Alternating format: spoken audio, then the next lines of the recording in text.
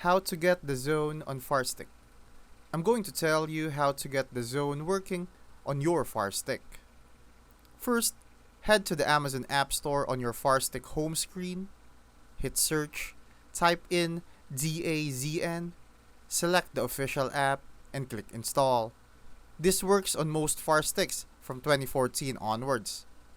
After it installs, open the app and sign in with your Dazn account or sign up directly if you're in a supported country. Note that purchases via Firestick often require your one-click payment method to match the country's store. Once signed in, you'll get access to live sports, replay content, and highlights. If you're outside the zone's region, you can sideload the APK using downloader or temporarily switch your Amazon region, like to Germany, but you'll also need a reliable VPN to stream.